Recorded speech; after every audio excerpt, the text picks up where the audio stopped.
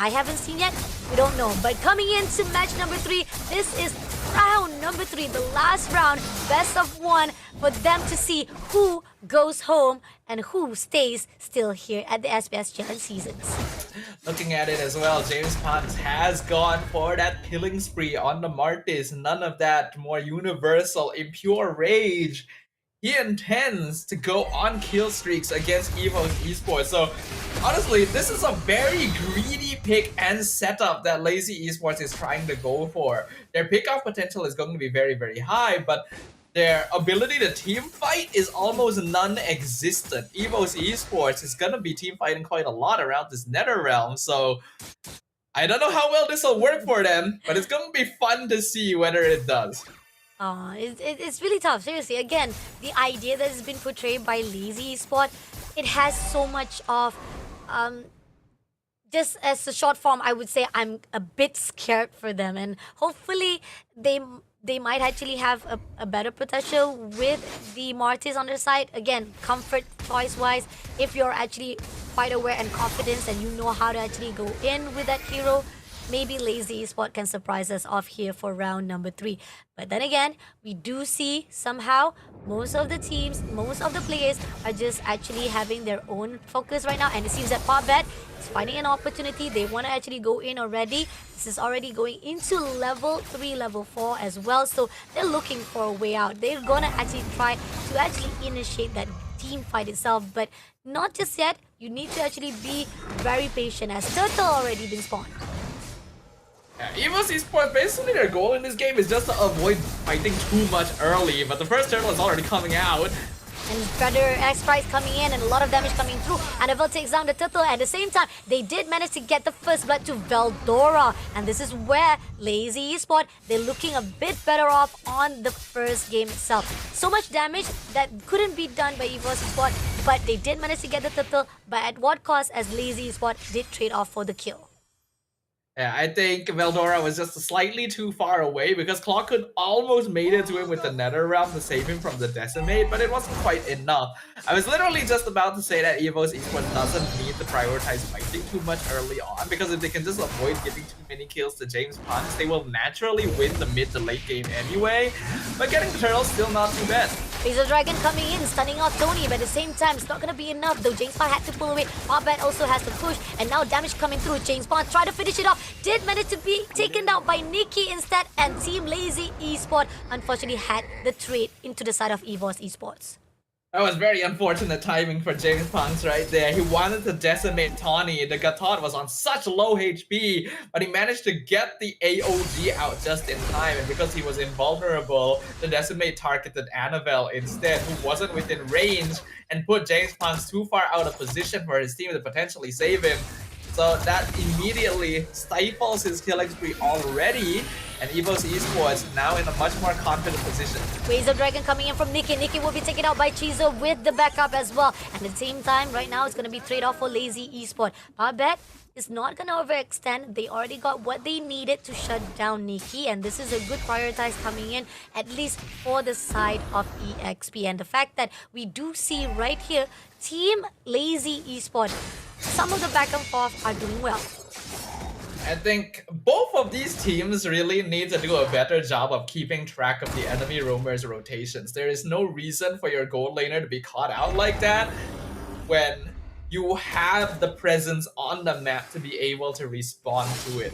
It's still not too much damage. The net worth still pretty even as we approach the 4 minutes. Second turtle now spawning. There's going to be 4 members of both teams around here. Popbet not going to be able to find anyone, but he goes in for the Wizard Dragon to Annabelle. At the same time, Feather Ops Aspire did does damage. Annabelle takes down the turtle for the second time. But at the same time, the Gato Gacha Avatar of Garden doesn't pick up anyone, doesn't manage to actually get it. But at least Tony will be taken off. And that's just an extension coming in from Evos Esports for the trade of Lazy. Yeah, Evos Esports is just using their bodies to zone Lazy off of the objective, and they are able to get another turtle under their belt, but they're also surrendering some kills over to James Pons, which really does not need to happen. The more kills that a Martis has, the better he scales into the mid game. He has gone for a Hunter Strike first item, but looks to be gearing up for more defensive itemization after that. Lazy now having their eyes set on the gold lane. Chopskirts goes in for the feather airstrike, and it seems that Clockun also will be overstanding, giving at least some of the information where Gemspang will be, and that's good info. At least Evos will have their eyesight, being cautious of the awareness. Now, it seems that Hotbet also has been spotted out, denying any of the composure from Lazy Esports. Lazy Esports gonna have to play this a bit more carefully, but also aggressively. Show Martes Barca is a very powerful pick-off combination, and they need to be able to get more kills with it. Waves of Dragon coming in, Popbet able to be put out, but at the same time, he has to move away, and they are giving a lot of damage, but not gonna be enough as Tony takes down Gemspang. There's an opening coming in from Evos. Der will be the second victim of Dicky, and 2 kills in the hands of Evos Esports. Popbet had to move away. Red has already been cleared out by mid lane, and Lazy Esports, just when they thought they had the idea, it ended up in the favor of Evos Esports. In a straight up 5v5, Evos is stronger. No question. Undeniable. Unless they make some kind of huge mistake in positioning. It is so much easier for them to take death ball duels compared to Lazy, who really needs to be able to pick people off one by one. Like, I literally mentioned they need to be aggressive, they need to find kills, and they tried to do that, but it's difficult when Evos are all together. You cannot let them group up. You ideally want to catch them off tempo, because that's the only way you're gonna be able to definitively secure a kill streak onto this Martis. But Choska takes down Cloakun. That's in the opening, and here or not, they try to actually go in for Tony. Doesn't manage to do so. Some of the damage has been done. Popbet also just try to be aware of the situation. He's waiting for the right time. He knows for a fact that he has to invest the right timing for the Waves of Dragon. He goes in for the extension of the turtle. Right here, he's looking for a way out. He saw Annabelle, but doesn't manage to do so, as Annabelle will be able to get the turtle away. So 3 turtles already in the hands of Evos Esports. They're already in the lead of that economy-wise. Yeah, Lazy Esports needs to be willing to split push at this point. They need to drag the members of Evos apart so that they can maybe get some ganks in. Because otherwise, they're just gonna stick together all the time. You already saw it in that last turtle of the game. They just group together. They just stand in front of the river. What are you going to do, right? Even if Pakbet gets a kick, there's no guarantee that the team will be able to actually follow up on it because of this Gatot and Lucas. That is the problem that this composition has. The Martis is an interesting idea, but one that I already didn't agree with in the draft from the first place. And I'm sure that Evos is aware of that as well. They're slowly building up their presence. They've got the gold lead. They just got to make sure they don't get split push against. And the game should just naturally fall into their laps. And actually find a way. It's going to be Choska to open up with a feather of airstrike, and we do see that a composure coming in from the Evos to clear out the first lane, or the bottom lane of the first level 2 raid. So now they have already much mobility as well as control into the territory of Lazy Esports. Yeah, they're gonna be able to expand their control a bit further. The less towers that Lazy have to play with too, the more difficult it is to force Evos Esports apart, because it's a lot more risky for them to push out to try and get a minion wave going. So the longer Lazy lasts without really doing anything, without really achieving anything or getting pickoffs, the worse it is going to get for them.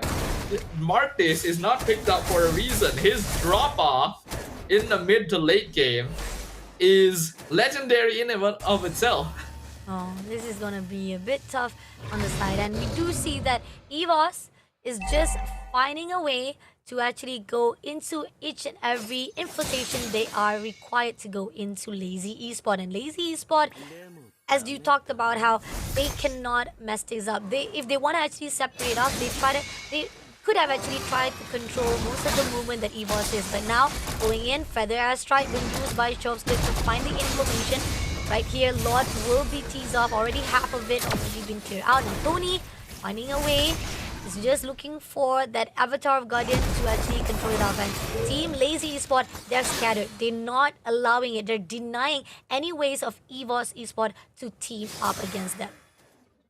Well, they're slowing down the approach here, which I do like, and they do have a wave pushing up top that could force Evos into an uncomfortable spot, so I do like the discipline I'm seeing from Lazy right now.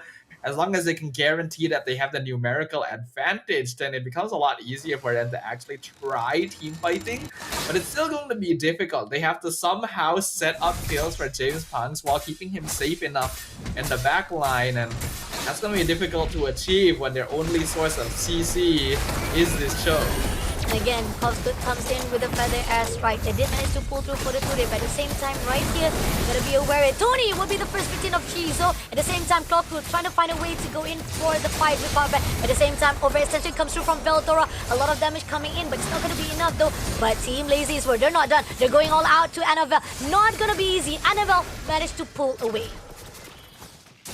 There were so many opportunities there that James Punks could have gotten Decimate, was just not quite close enough, or that the NetherRealm was able to save them. That's how much difficulty he is having in this game right now. But Lazy did approach that Lord fight very, very well. They are actually able to narrow the gold lead quite a lot, though the minion wave up top ends up giving Evos a free tier 2 since they're not really able to respond to it. And since they know that the CC is up top, Lazy can't really contest this anymore. Honestly, they should back it off. They should back it off, but here, Waves of Dragon picking off Annabelle. Is it gonna be enough? Nope, it's gonna be Popbat who was taken out. Cloakwood takes down Shizo as well for the trade. And now Jenkspawn right in the open. He's gonna be taken out. He's trying to survive, but he will be shut down by Veldora. So much of the potential was being put out by Lazy Esports now, having a lot of struggle. Durr had to pull away as quickly as possible, denying of Team Evos to make even more damage. And here, with a lot of light line already been depleted, Team Evos Esports looking better, but lot on the side of Team Lazy Esports.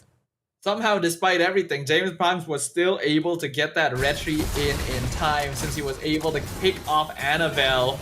I figured that they needed to back it off, but hey, they got the Lord. But is it really the most worth it since they lost so many members and Shizo ended up dying for the first time as well?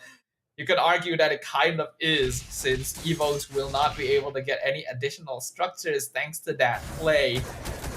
Right now, Lazy is in a very, very crucial timing. It is basically the last chance for them to be able to create some kind of snowball presence on the map. And if they fail to do so in the next couple of minutes, Evos Esports will just outscale them directly. And it seems that Lazy Esports is finally trying to actually pull out, and it seems that Tony spotted out them right in the open. Doesn't actually pull out. Instead, Tony, not doing anything, ended up being in the sacrifical of Lazy Esports. But they are going in all out to Cloakun, doing some damage. Cloakun had to pull away as quickly as possible, denying of them to be taken out. So Team Lazy Esports, they find an opening. Tony could not do anything as was hang up. Alright, this is good. Like I mentioned, this is the last chance for Lazy to make something happen. They need to play aggressive. They need to find any pick-off that they can get. But they only have so many minion ways to work with. They're unfortunately not very good at split pushing with the heroes they have. Wave management is a little bit of an issue. It's not bad what they were able to get with that last one. They got a kill, they got some damage in mid, were able to clear out all the external towers, but they need a little bit more. Shizo now going to play a very, very important role. As we all know, late game Granger can do a lot. This team needs to make sure to be able to defend him, since an AOG could just come out of nowhere. Let's see, they clear out all the marching minions.